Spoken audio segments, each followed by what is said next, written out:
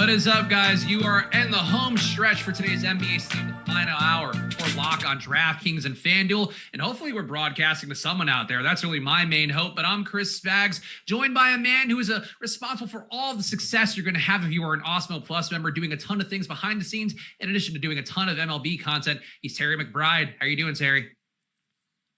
Doing pretty well, buddy. It's been a interesting couple of minutes trying to get lathered up for this slate, get on the air here.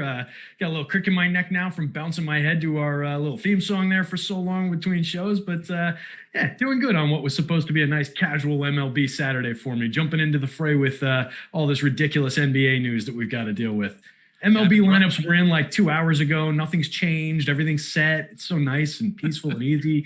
Meanwhile, we're dealing with chaos over here, but it should be a fun one. It's honestly like the NBA is like MLB's ne'er-do-well brother who just like the parents love, and it's just like, NBA, get your act together, make it easy for us to figure out. But that is not going to be the case today. We got a bunch of news to hit on, so make sure you guys hit the like button here, especially with us on a new link. We appreciate the support a bunch, and really does help us out when things like this, the unforeseen, happen, like YouTube suddenly deciding to screw over a stream while Twitch was working fine. So shout out to Twitch for today. But hit that like button if you're watching on YouTube so you can make sure to get seen by more people. And also, one important news item today for you guys who are in Illinois, that is the home of the Awesemo headquarters, home of Alex Baker, our CEO, Tom, a lot of other guys on staff as well. But Illinois sports bettors, you may not have heard, but it's the last day for New Year's to register online for Illinois sports books. After today, you're going to need to drive somewhere that may be hours away in order to sign up with an Illinois sports book. So if you haven't taken advantage of our deposit bonuses now, or haven't taken advantage of them yet, head over to OddsShopper.awesemo.com to check out all the bonus offers that they have for things like Bet Rivers, DraftKings, FanDuel, PointsBet, William Hill. A lot of really aggressive deposit bonuses, free bets up to $2,000 on some of these places out there. So again, it's going to get a lot more inconvenient to bet in Illinois. I guess good news that you'll be able to go in person and not have that be a pandemic issue, but still less convenient for you guys out there. So if you're in Illinois, go to OddsShopper.awesemo.com. Check out some of the promos on there, because those ones are going to be going away in terms of their ease of access very soon. And again, guys, hit the like button here. I guess I don't even know how many likes we would need to get to the free ownership projections, but Lord knows if I'm doing a show here for Live Before Lock, I'm going to give you guys the top 5 owned plays on DraftKings and FanDuel. So smash that like button now, and we'll give you guys some of those top 5 owned plays according to ownership projections at Awesemo. Coming up at the halfway point of the show. But Terry, we got a bunch of news that hit during the deeper dive with our pals Greg and Ryan doing the best they could to keep everybody abreast of everything. But what do you think is the biggest news item that changed how you would view the slate, let's say at 10 a.m. in the morning on the East Coast, compared to how you're viewing it now?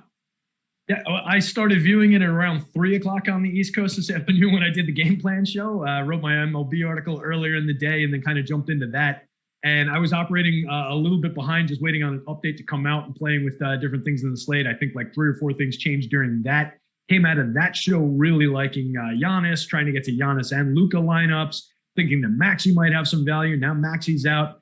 We lose Giannis off the slate entirely, so I think that boosts Luka up as our main pay-up option. But now we've just got value all over the place. So I think it's easy to spend up and pay for like a Luka and a Westbrook lineup. I think I want to work Chris Middleton in there now, given the lack of Giannis.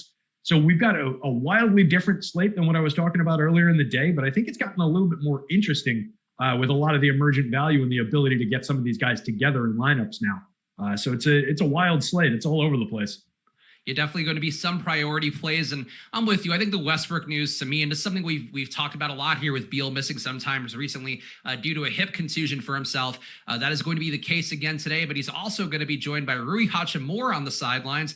And I think as a result here, I don't see how I wouldn't play Russell Westbrook today.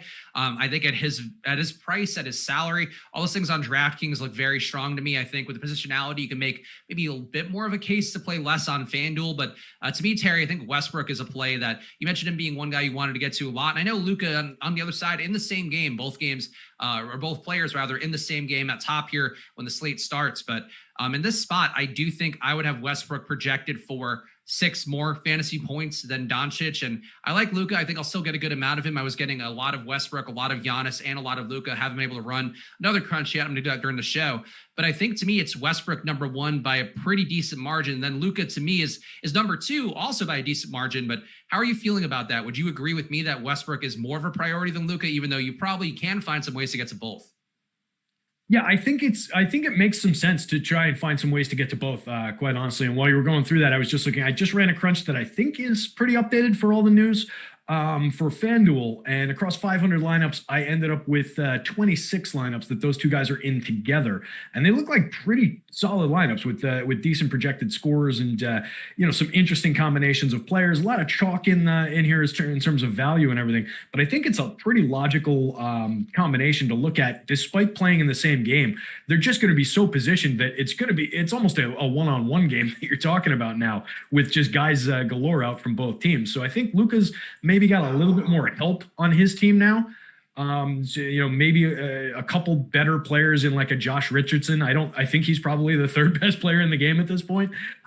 So I think that I prefer the giving Westbrook the bump, just being he's going to be the lone guy out there trying to get everything done for this team in terms of actual, reasonably good NBA talent. And he's a star. He's a walking triple double on most nights, taking Beal out of the equation and then taking their third way down the ladder guy out of the equation in Rui. I think it just thrusts everything through Russ. So yeah, give me all the Russ I can get, and then give me the two of them together where I can. We've also got Jordan McLaughlin taking up some point guard shares there too. We also just got news that Josh Richardson is out. He was another guy who looked pretty good as a value adjacent play on DraftKings. And I think on FanDuel too would have been in the hunt. But yeah, him being out, Kleber also out. We're going to get a run on the minutes here from Awesemo, I'm sure, not too far away. But yeah, this is going to be a spot where I agree. I guess that's going to bump Luka up a little bit more. I'm sort of guessing this now because I need the updated minutes to really see where I'm going to fully land with things. But if I were to guess, I think THJ gets closer. Tim Hardaway Jr. gets closer to playable. I think Dorian Finney-Smith is going to be, a premier value option today. And I guess the other question is too, Terry, which is one that I'm not totally confident in. I think if we see a starting lineup that includes him, gets a little more confident. But Boban Marjanovic, another guy who the DFS community loves to play, and with good reason. He's been a 1.24 fantasy point per minute guy this year. He's now in for 15 minutes from Awesemo. That's before the minutes update. We're reflecting Kleber being out, reflecting Josh Richardson being out. Who becomes a priority now that we have, again, Kleber out, Richardson out, Kristaps Porzingis out, Willie Cauley-Stein not getting minutes from Awesemo, I guess, also expected to be out. So what are you doing here, and what changes now that Richardson is also going to be joining the walking wounded for the Mavs? They might be pulling Mark Cuban out of the crowd for this one at this rate. I'm really not sure. I think taking those guys off the board in Maxey and Richardson, I think definitely makes DFS Dorian Finney-Smith pretty relevant, given the 4,000 price of small forward on FanDuel, 4,300 small forward and power forward over on DK. His optimal lineup rate is probably going to jump. 0.64 fantasy point per minute guy across all situations on the season. I imagine that jumps taking some of these guys off the court, but he's not like an extreme scoring option. He's a guy who does a few little things here and there and racks up a couple points in each game for us. He's not a big time producer, even in, just situations where he's one of the few cogs in the machine. I just think there's going to be so many minutes and so many guys absent that at that price, he's kind of just a building block where you're just baking in his median score with a little bit of room for upside on those prices. He's fine. I think he's going to be pretty slate relevant. I'm just not wild and excited about it based on just his per minute rates. So it's a little bit of a concern there. Timmy Hardaway, definitely a guy who's going to be thrust into more relevance, more per minute, scoring 0.83 across all situations. Going to definitely be asked to do a little bit more than that tonight. So I think we can get to some Timmy. Another guy who's somewhat unreliable, very scoring dependent though. So it's not, again, the most comfortable roster in the world. Boban, 1.2 fantasy points per minute. When he's in the right spot at the right price, which if he's starting and getting even more than the 15 minutes we've got him projected for, I think it's going to be that kind of a spot. Last time around, we talked about him. I think it was you and me, where we didn't have any kind of news that he was going to be starting and somebody was just speculative. And then he ended up starting and doing pretty well. If we get the news that he's starting, or even just knowing the news that he's going to be in the game for like 15 minutes, I think he's going to be at least relevant. And if he's starting and getting like a full starter's run, I think he's going to be really relevant at those prices. So he's got the opportunity to produce, and we know that he doesn't need to get out till like 30 minutes. If he's at like 25 minutes, he's going to be a pretty strong lock and load kind of a play. Yeah, Boban, I think that really comes down to me, and we should know the starting lineup here during the show, hopefully not too far away from now. But if Boban is starting, I'll feel a little more confident. I just have some concern that they've shown so many different ways that they love to move away from Boban. You still do have Dwight Powell there. You also have Nicola Melli there, who I think was in for 17 minutes in Awesemo's most recent run. And could be more productive in Dallas than he was in New Orleans, just because you don't have, guys who are going to put up a bunch of shots besides Luka. You're going to have Luka, who's going to put up a bunch of shots, but also going to be setting up guys who can knock down threes. And Melli hasn't really been that dude this year, but historically he's been a better shooter. Like, he's only been a 37% true shooter this year. Going back to last year was at least a 50% true shooter, wasn't totally afraid to put up threes. So I think Melli, to me, I'm waiting to see what the Awesemo minutes update's going to be, but Melli taking a jump up here at minimum salary wouldn't surprise me. And if Melli is starting and Boban isn't, I think that's one thing that wouldn't surprise me completely. But I think the starting lineup for Dallas is going to be pretty crucial to hear about. Any thoughts on Washington side now? I mean, we mentioned Westbrook up top, but you do have other guys expected to get some more minutes. Alex Len, and for 26 minutes from Awesemo. Davis Bertans going to be back in there today at near minimum salary on DraftKings. I think still a dicey play. Sometimes the threes have not been falling for him quite as well this year, but still a guy who's going to be getting some degree of run, even if it is unlimited minutes. Garrison Matthews, I think, still a minimum salary guy who could have some potential. And people were hyping up Chandler Hutchinson earlier, but only 22 minutes from Awesemo will give me the most interest. But I think that's sort of sums up the Wizards. So, Terry, which Wizards besides Russ look the most appealing to you? If I had to, playing on the DK side where you can put him alongside another center, you don't have the opportunity cost. I think Len could be a little bit interesting. 4,200, basically a fantasy point per minute producer across all situations. Might have a little extended run or a couple extra looks, just given the lack of talent around him. That said, he's kind of a lack of talent overall guy. But if we're getting 26 minutes out of him, I think you can squeeze out a decent game from him there. Like I said, more relevant on DraftKings. I don't know that I would get to him very much for 4,000 on FanDuel. We'll see how it comes out in the crunch. He's, coming up a 5% relevant guy in the optimal lineup rate. I think there's just better spots to go.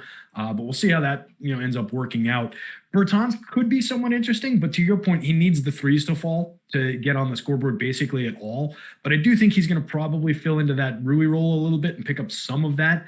Denny Obvious, similar kind of a story, similar kind of a producer, needs his shot to fall. He's a guy who in theory should be able to do more things in terms of grabbing some rebounds, dishing out some assists.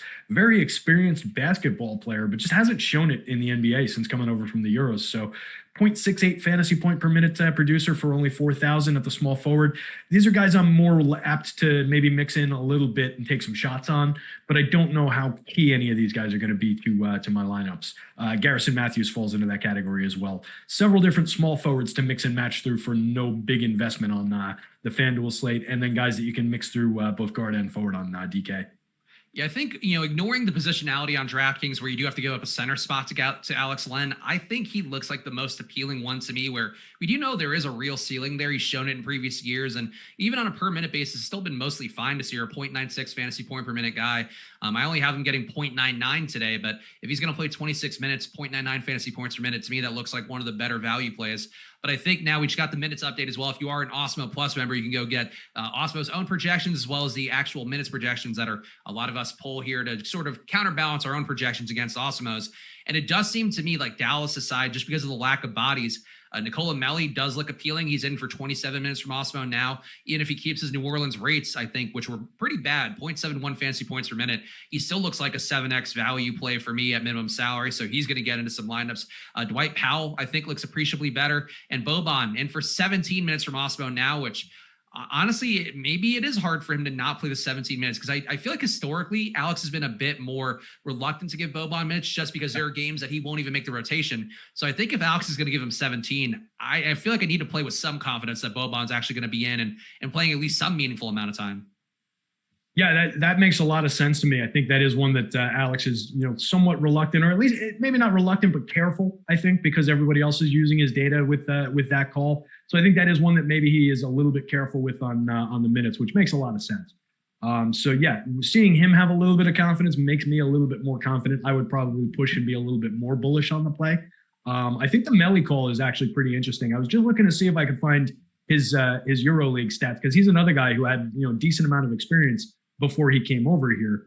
Not really coming up with a ton. I'm just seeing, 37 of 90, 38.5% from three in 2018-19. So he's been a good 3-point shooter. I was looking to see if they had any of the advanced true shooting, but it doesn't look like.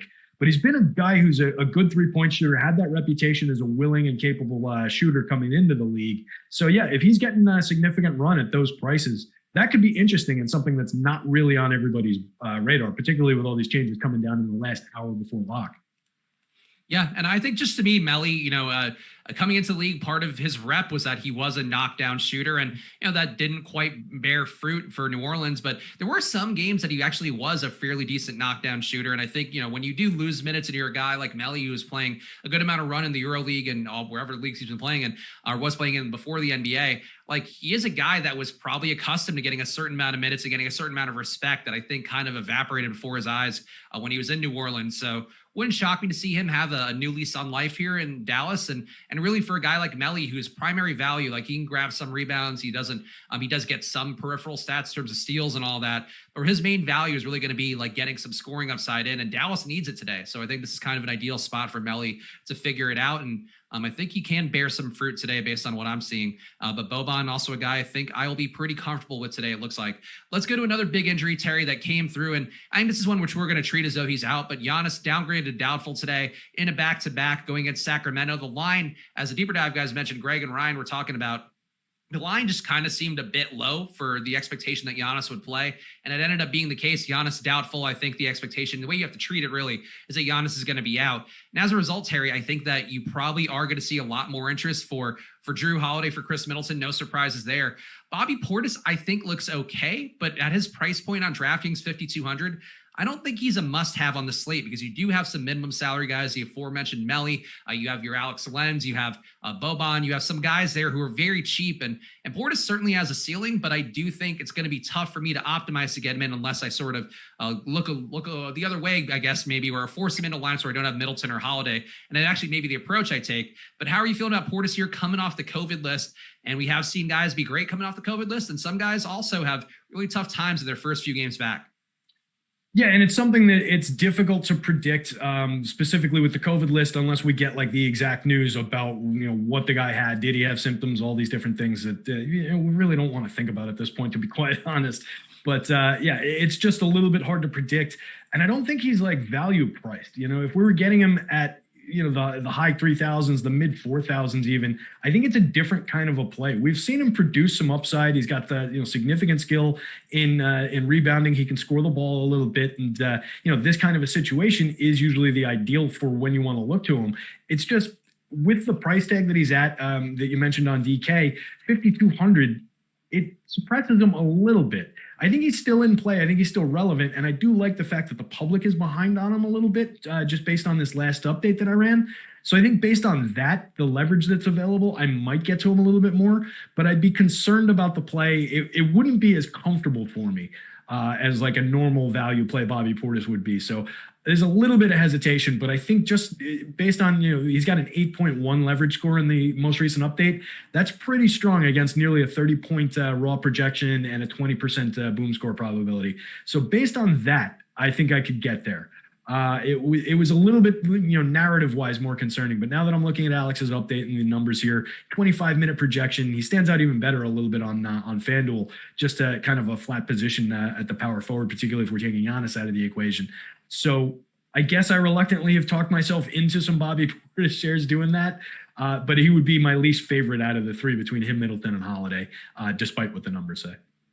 We also got somebody in the YouTube chat, God Shamgod, who's on point. I think been participating in the more chat, which we always appreciate seeing. And God Shamgod, a New York legend who I'm sure brings a tear to Terry's eye that he didn't quite reach his potential as a pro. But he's saying that Portis did not have COVID. He said it was purely contact tracing.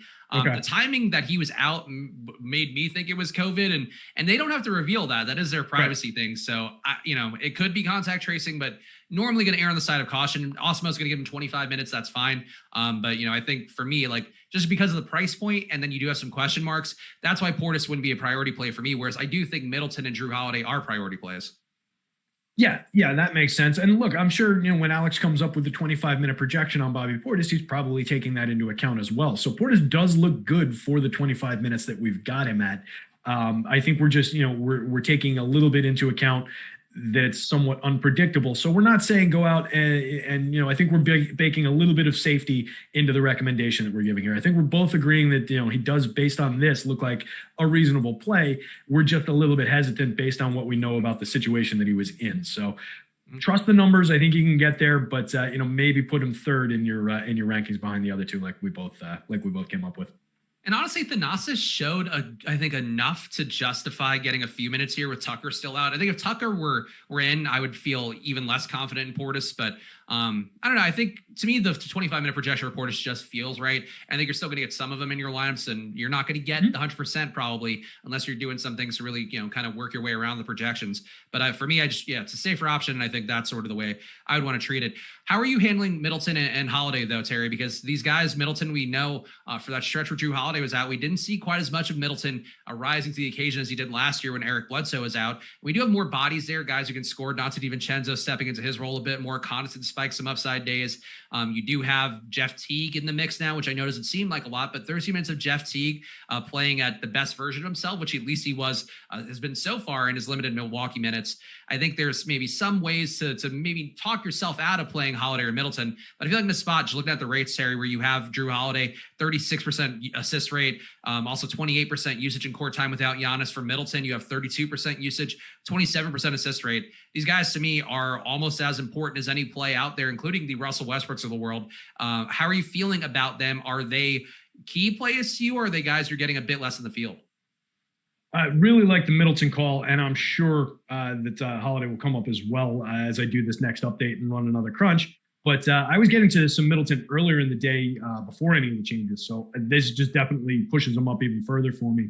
On the FanDuel slate, I think 7,500. He's probably underpriced for that. I know he's underperformed his previous year's rates. 1.19 fantasy points per minute last year, down to 1.09 this year. He is still Chris Middleton. I know he's not having the standout year that we would necessarily expect, but I think like the 8,000 price on DK against their salary cap is a lot more of an appropriate mark, but you still get him at shooting guard and small forward over there, and he's still got a decent optimal lineup rate. You can move him around. He's got utility, but that's a much more appropriate price than the 7,500. I think he's just priced too low. Definitely going to be a big part of my plans on the FanDuel slate. Yeah, I think people sleep on Middleton because he hasn't quite been the 50, 40, 90 guy he was last year, but his true shooting on the year is still just 60.3% compared to 61.2% over the larger sample going back to last year. So things don't look materially different for him. I think there's just a little more talent. Drew Holiday, slightly more offensively minded than Eric Bledsoe was in this spot for Milwaukee previously. So to me, I just think in this situation where you have Giannis out, we know what he does. He's a 30% usage rate guy who gets a lot of rebounds, a lot of assists. That being out of the lineup opens up a lot of opportunity, and I do think that it does consolidate pretty well. And the spot against Sacramento, that's the other part too. This is a high total game against Sacramento, who we talk about a lot on here. They just put up outlier performances for every opponent who goes against them because they play fairly fast, and then they also play very poor defense, a 116 defensive efficiency rating. I wouldn't have an issue playing any of Milwaukee, but I think it wouldn't be surprising for me to see Drew Holiday in particular, and Middleton, I guess, right there with him, having an outlier day to day, because this is sort of the spot, Terry, I think, where you could see a real ceiling game from either guy.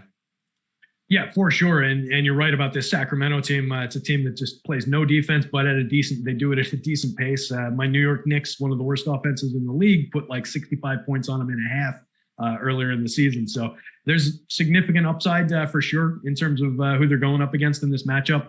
And I think those are definitely going to be the focus plays for me on this team. That just makes too much sense that those guys are one of those two guys is going to have a good game. Let's put it that way.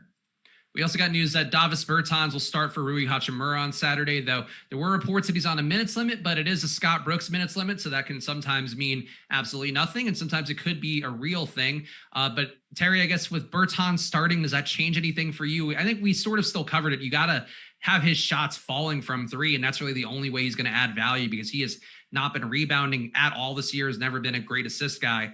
I think starting at least secures the minutes a bit more, but I'm going to see if Awesemo gave him any more from that news coming out. But does the starting, I guess, yield anything for you if you know that Bertans is going to be the starter? And also Chandler Hutchison, I think you have to kind of downgrade a bit.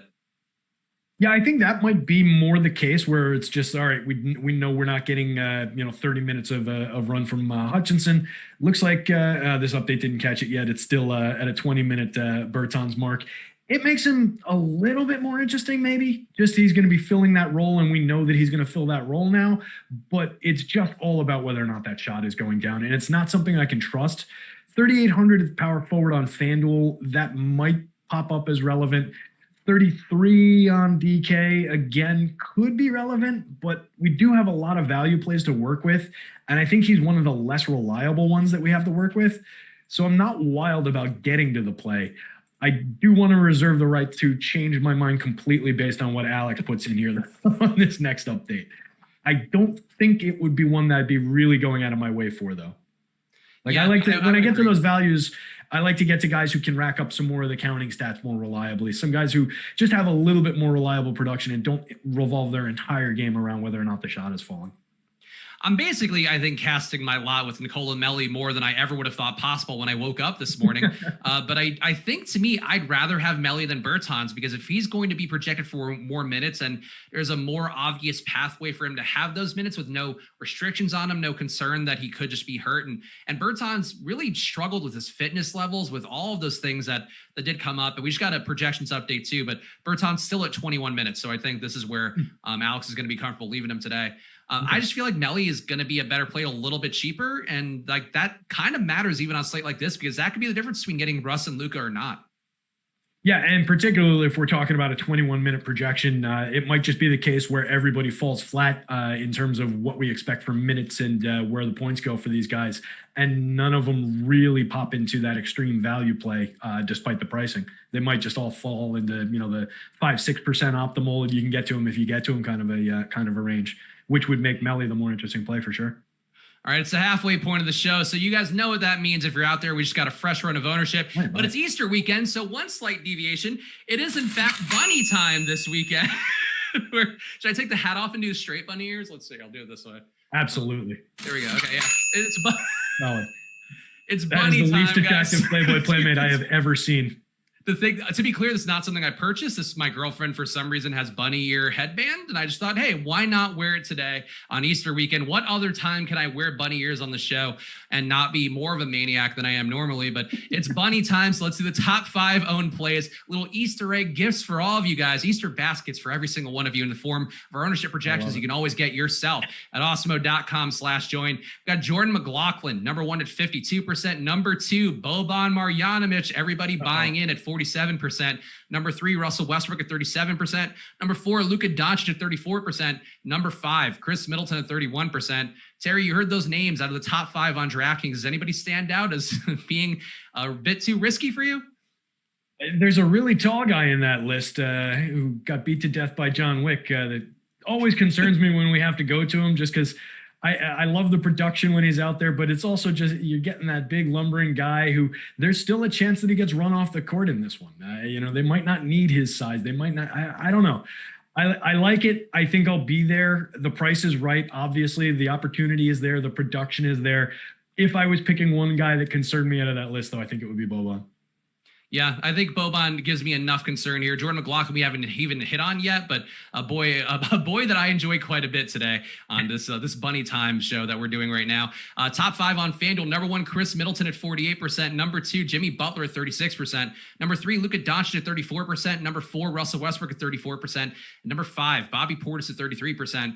I feel like the Butler play is the one that sticks out to me. And I know people in the chat were rumoring and innuendoing that Butler is out. There hasn't been any news that I've seen confirmed about that. But he's the one that I just don't know that this is a great situation for him, playing slow against Cleveland. And you do have Dragic back, right? Like, unless I missed something here. You have Dragic back. You have Oladipo in the stead. You have still Kendrick Nunn there. You have Hero. I don't see this being a Butler spot for me. Maybe it's positionality, Terry. But how are you feeling about this top 5? And would Butler be the one that stands out as over-owned to you? Yeah, I think so. Just based on, I'm just looking at the most recent updates for the Boom Bust tool here, and he's got a pretty big, it's not a column I look at a ton, but he's got a pretty big bust rating on this. And he's fairly far down. It looks like about, 20 some odd spaces down in terms of the boom score probability. So the upside is kind of capped for the price. 9,100, not a very generous price given the fact that everybody's going to be there. Jimmy's a star player. I mean, I think that's an appropriate price for Jimmy. It's just capping what we can expect from him in terms of the upside as compared to some of these other plays on the board. He's coming up in the optimal lineup still a decent amount of the time, which is a little bit curious next to what we're seeing. So it might be a little bit about positioning. Just looking down by position, he does still rank as probably the second or third best small forward option, but we do get the opportunity to extract some value from that position on the FanDuel slate. And the guy who's ranking out much higher than him is Chris Middleton. So it's a situation where, are we rostering Chris Middleton and Jimmy side by side at the small forward, or were we more inclined to go to Chris Middleton and a value play at the small forward? And we do have a few of them, like Keldon Johnson, like Justin Holiday, some of these guys that are popping up without extreme ownership at reasonable leverage scores. So I think I would be more inclined to go to that kind of a build. I would work some Jimmy in, but I think I would definitely be under the field on him. Yeah, I get that, and I think I'm on the same page with you. Just to me, with Butler at that much ownership, like I would think there needs to be at least one primary ball handler out, and I get that Butler has been good and mostly maintained his usage with these guys coming back to the lineup, but that's a lot of bodies now, and I think his usage has to come down. His assist rate has to come down a little bit just because there's so many dudes there.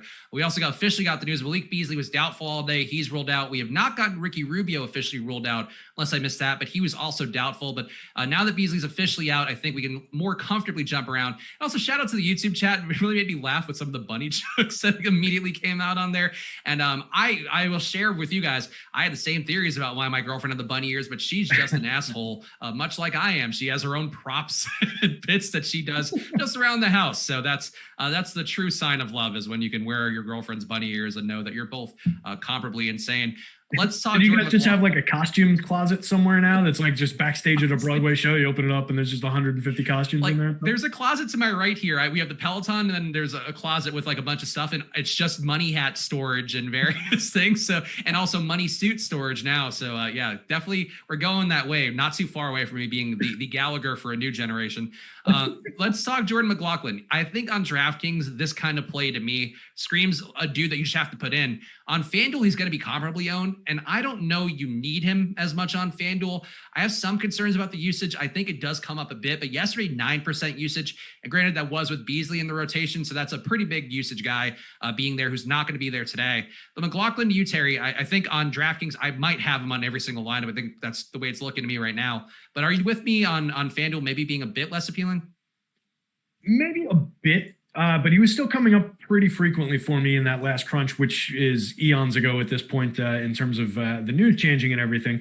But I was getting to him a decent amount. I just think the rate is pretty good for the price. 3,600 at a point guard spot on FanDuel, assuming no Rubio, knowing no Beasley. I think we see the 0.88 fantasy points per minute on the season across all situations probably jump up a little bit. And even if it doesn't climb that much, he still won't have to do all that much to hit a ceiling score for that price. As of the last update that I was able to actually get into this sheet, he was about a 70% boom score probability on FanDuel. So I think I'm going to be going there pretty frequently on, and it would be across both sites. I totally agree with you on the DK slate.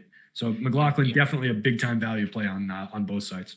I think even with the value opening up, McLaughlin's been really a great player in short bursts. And I think, for him, the 14% usage rate, I think you could knock down a little if you wanted. I didn't today because I wanted to make sure that I got him an adequate amount. But I think to me, with Beasley being out, I feel like pretty comfortable about McLaughlin being a play I'm willing to get a lot of. And that is a play that I'm going to get a lot of. Does anybody else from Minnesota take a jump for you, Terry, where, Towns, I think you can make the case for, though the studs on the slate, I think look a little more appealing to guys like Westbrook and Doncic. Anthony Edwards, too, does get 32% usage in core time with no Beasley and no Rubio. And he has shown the ability to have an upside, though. In terms of median projections, I kind of never get there with Anthony Edwards. But is there anybody else for the Timberwolves who looks particularly good for you going against Philadelphia tonight? I'll answer that while you check whatever news got just dropped because something else just broke. Oh, no. Yeah, that's the right reason. Oh, is it the Mavs starting lineup? Because I did see that.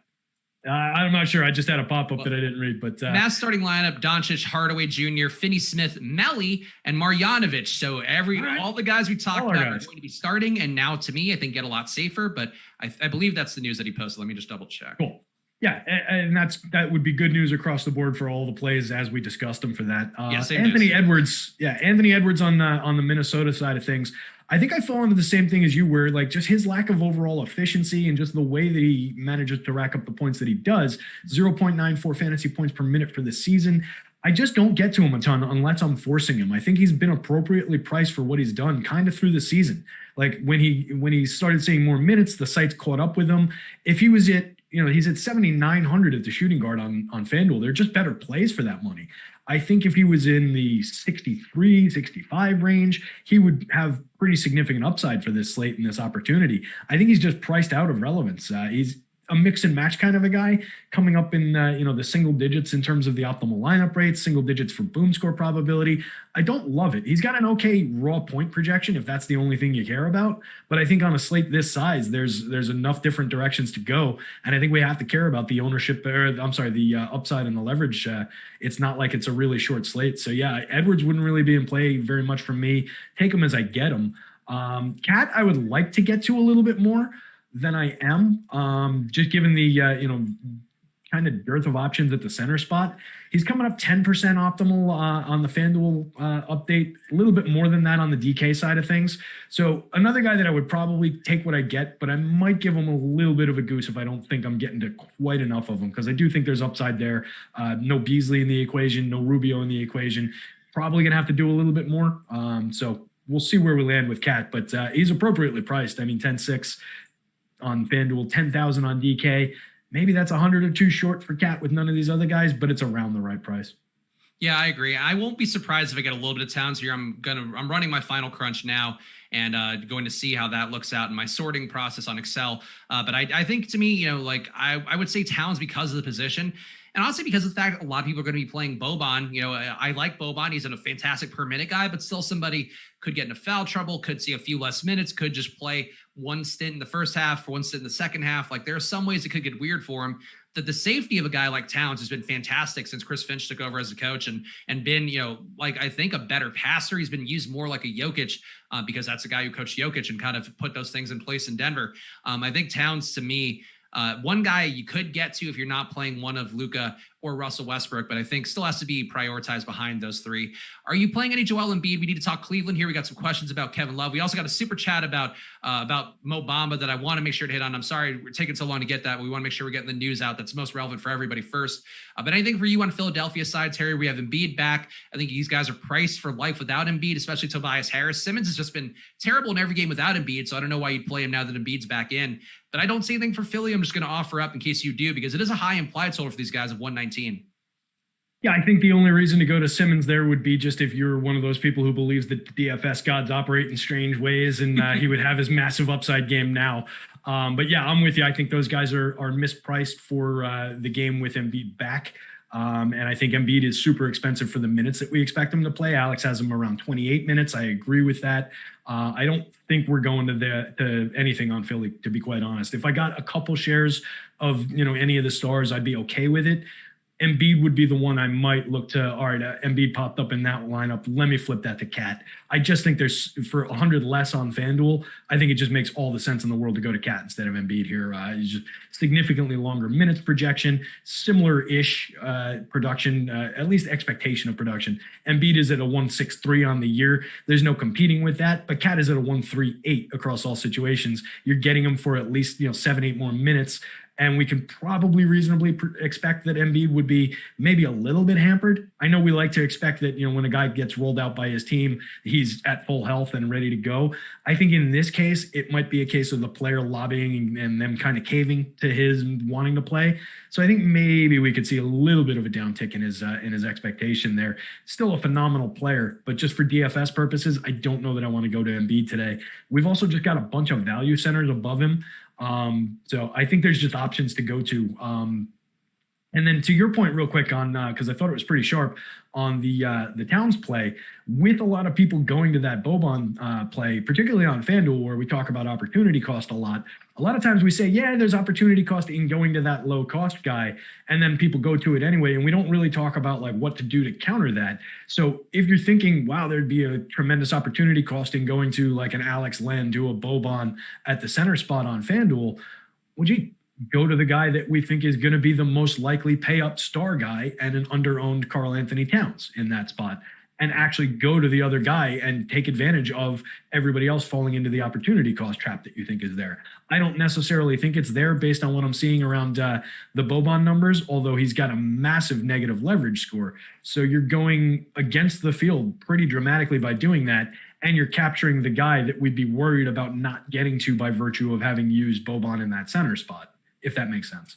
Yeah, no, I agree. And I think it just puts you in a completely different construction for tournaments, which, to me is another big part of it, where you're getting your value elsewhere. You're getting some other guys in the mix. And honestly, I think with Melly, you could theoretically get a very direct leverage. And an over under the chat points out, one of the regulars in there, sometimes a little bit acidic, but I've grown to appreciate his takes and cuts through all the noise, saying that I hate Boban. I don't hate Boban at all. I just want to clarify here. I just think he comes with more inherent risk than really most of the guys we like from a fantasy perspective out there. I guess Chris Boucher has kind of historically been similar, but guys who the coach just finds ways to go away from when it makes all the sense in the world to play the guy, like they just don't play him as that much. But the fact he's starting certainly makes it more secure. Just wouldn't shock me to see his minutes end up closer to 20 than to 30. And I think that tends to be the Boban experience. Doesn't mean he's a bad play by any stretch, but if he puts up 30 as a value play and Towns puts up 60 or 70, like that does give you, I think, some real pause, because you got to make up that difference elsewhere. And I don't know that you're going to. Let's talk a little more about Cleveland, because we got some questions about them earlier. Actually, let's do Mo Bamba real fast, because I think Cleveland's got a little more meat on the bone. Mo Bamba to me would be more of a play if we get Khem Birch rolled out. That hasn't been the case yet. He's questionable. And this is it's a later game, right? Yeah, this is one of the later games. So this is one that I think you need to know, in a way that's not going to, I don't know you're going to have enough roster space to really move around this meaningfully. I don't mind Mo Bamba. I think Mo Bamba would take a jump for me if Birch were rolled out, but I don't feel confident in him. But Terry, the question was for FanDuel about Mo Bamba. So do you think Mo Bamba is in play currently? And I guess, does he get better if Khem Birch is rolled out? I think it would get better with Khem Birch ruled out. Overall, I think if I get to no Orlando players whatsoever, I'd be totally happy with it. I don't think we need to go there, particularly on FanDuel. He's 5,000. We've talked about several other value plays that rank out better.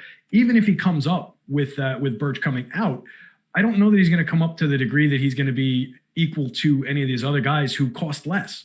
So I think I'm either paying up to Towns or I'm going to one of the better value plays that ranks out better. I just don't really need to get the Mo Bamba. He's a 1.24 fantasy point per minute producer across all situations, 20.8 minute projection for him with Birch in. So yeah, we will see the rates climb, but I think probably we'll track some ownership along with that. And it's just, I don't know. I like the other players better. It's not a spot for me. Yeah, I think that's reasonable. And I like Mo Bamba more than people generally do. But with the value out there, with the fact you're going to get Boban in the first game, I don't know that I'm going to get. I can't sort of wait on Mo Bamba potentially being appealing. He's usable to me right now on DraftKings, but I just don't know that I feel the most confident about Khem Birch being out. And if it really leads to a lot more minutes from Mo Bamba, because Khem Birch is in for 20, but he's been playing some 4, some 5. So maybe it only leads to like 3 minutes for Bamba. And I don't know that makes him enough a splash play to kind of build your day around. I didn't even mean to plug my podcast. We're in the shirt too, though. So go follow the splash play. It's a little accident. So yeah, just so relax. I'm wearing bunny ears on a splash play shirt. Yeah, this is definitely an appealing look for me. Also, just to put a button on that. Just to put a quick button on Mo Bamba. Yeah. Before any changes related to Khem Birch, we are looking at 13 centers ranked above him in terms of the optimal lineup rate on FanDuel. Even if he comes up by a decent amount, he's not going to catch up to all those guys. And a solid like 5 or 6 of them are priced lower than he is. I just think he's not on the table for me. Let's talk Cleveland, because they're a team that I actually do think is fairly important to my lineups on DraftKings, and maybe that won't be the case on FanDuel. But Kevin Love, to me, projects pretty well. It's kind of surprising to see him play as many minutes as he did last game. Today, Awesemo has him in for 25. He also has Dean Wade in for 33. And I think Isaiah Hartenstein's minutes could be a little bit more than it seemed. He got into foul trouble again, which seems to be the case for him every game. But I think that doesn't pull enough away from Dean Wade, that the price point for these guys, for both Love and Wade, is occurring a lot to me in crunches so far. And I don't know they're going to make it through my sorting process, especially Dean Wade, who does have some ownership on him. But how are you feeling about Kevin Love and Dean Wade today? Two guys who are in a big rotation that has no Jared Allen, still out with concussion issues, which is not the best, but an extended period of time for him. But I think these guys are in place still. The value plays make it a little bit dicier, but it is dropping their ownership enough that I think going to Kevin Love or Dean Wade, probably a pivot to some of the ownership that's going to go to the Bobans of the world. Yeah, Wade was a guy who's been on the board for me for most of the day. Looks like most of Alex's metrics have come down for him on FanDuel, at least a little bit based on some of the the spread of value that has been created. On DK, still looks like he's pretty relevant to the slate at the power forward spot for 4,800, coming up in a pretty good chunk of the optimal lineups over there. So I think he'd probably be a little bit more relevant to the DK discussion than he is to the FanDuel discussion, but definitely on the board for both. Kevin Love, I just have trouble trusting it. I don't really know what he's doing out there right now.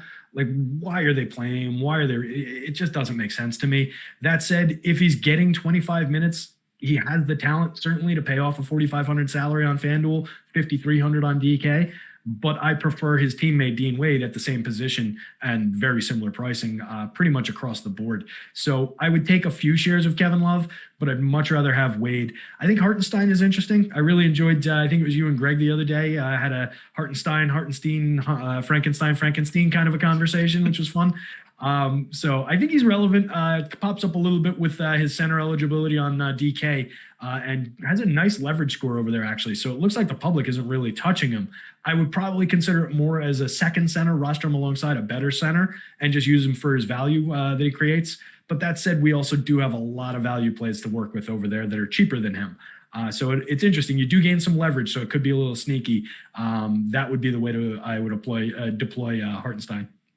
I'll take a couple questions here real fast. Super chat from Derek Stansel asking, can we play Powell as a pivot to Boban? I don't have an issue with that. And I think, in terms of a DFS perspective, like that's usually one thing you can do, especially with centers, where if these guys are going to share X amount of minutes, just going for the backup center can be a way to get away. The issue with Powell is he's just so unproductive this year. 0.78 fantasy points per minute on the year. That's nothing that's going to do a whole lot for you compared to Boban, who's about 0.5 fantasy points per minute higher. Like he's sort of a minutes pivot, but I still don't have the confidence he can get there. That said, if you were to put him in, if you're doing a max 20 and you carved out, 2 or 3 lineups that would have had Boban, give it to Dwight Powell. I don't think that's a crazy move, but Terry, how are you feeling about that? Would you be willing to go to Dwight Powell as a pivot to Boban?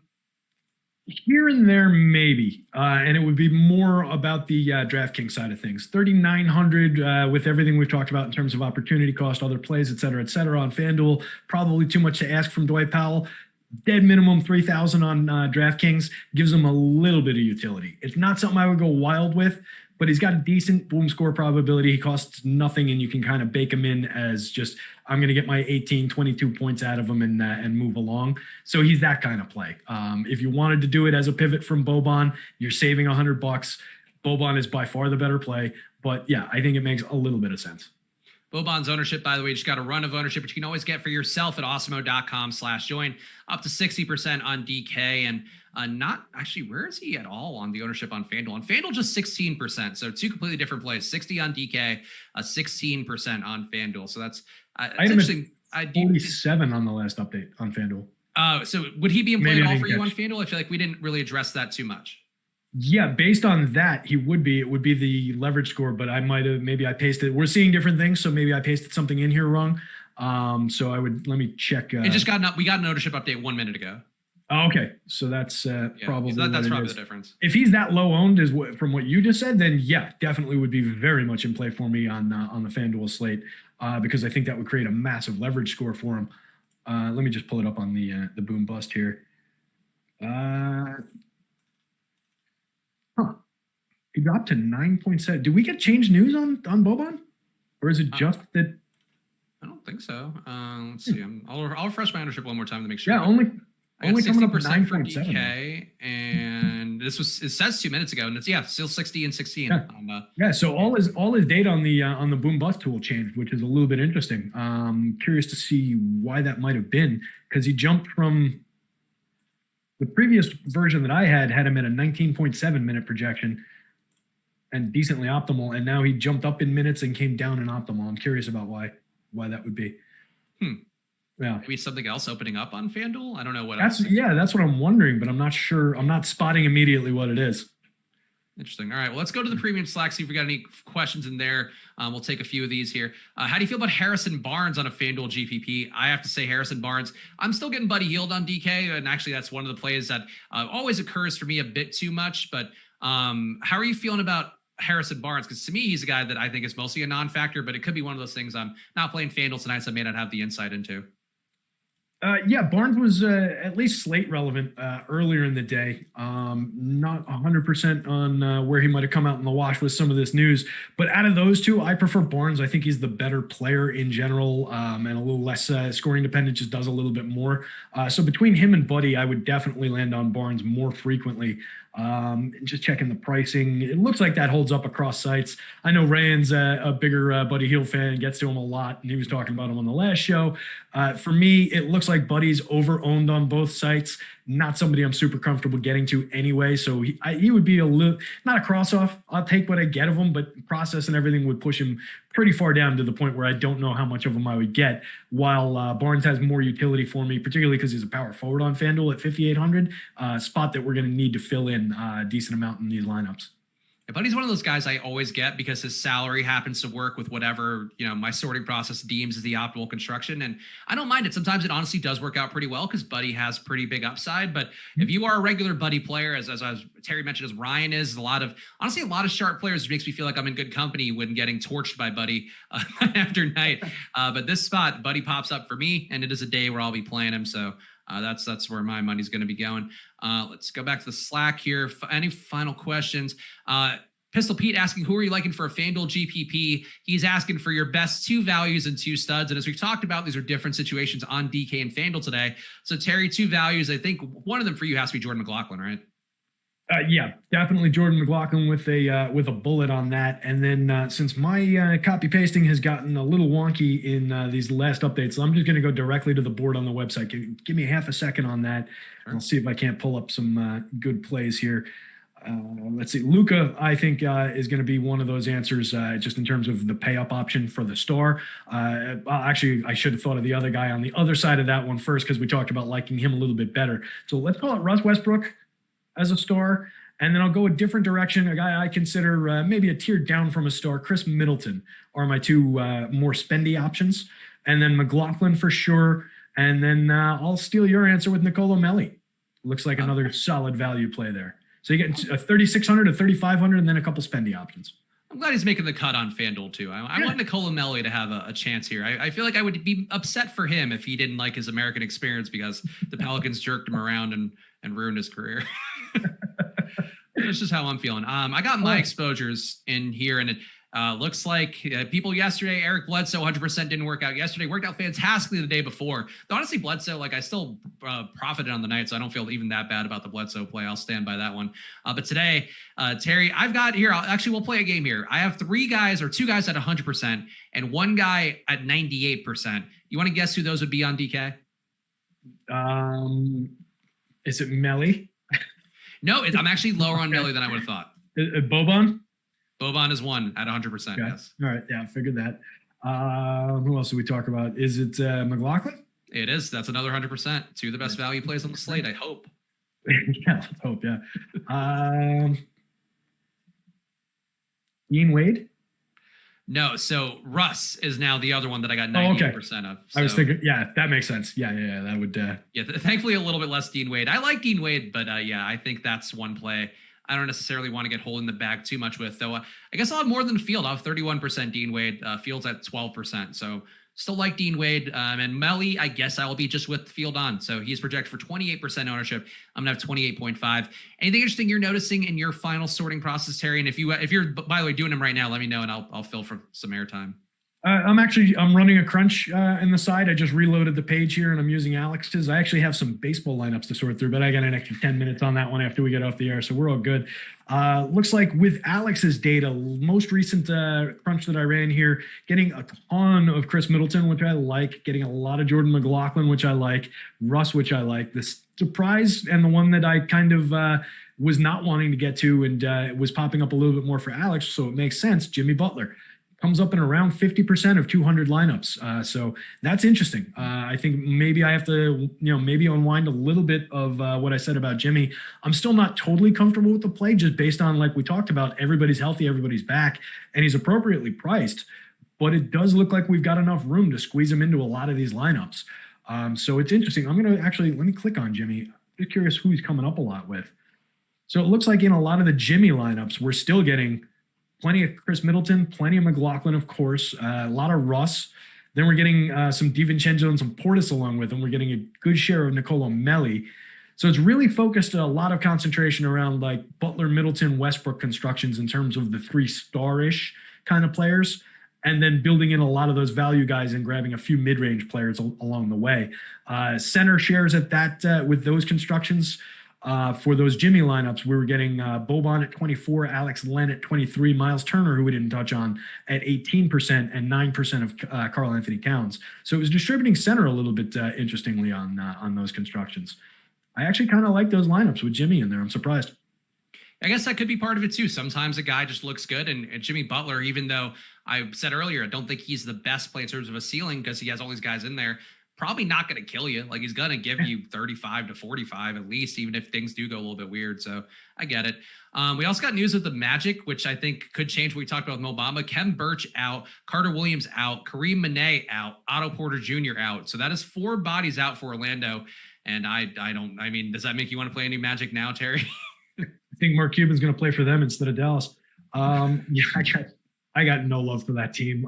It does make Mo Bamba a little bit more appealing, but I still would rank him down below some of those other viable center options that we've talked about. I just think there were more interesting guys at lower prices and a couple more interesting guys at higher prices. I wouldn't begrudge anybody their Mo Bamba shares at this point, though. Yeah, I think Mo Bamba would take a jump up for me, but I'm going to have that 100% Boban, so probably not going to get there very much tonight. Any final thoughts, Terry? I feel like there's going to be Malcolm Brogdon news is one we didn't hit on here, where I honestly didn't think for me Miles Turner was important enough a play to bring up meaningfully. I'm going to be right with the field on him. He gains in some appeal. Brogdon, I think, also gets a little bit of a boost without Sabonis, but if he's out, are you willing to go back to McConnell? And this will be the last thing we cover here before we jump off.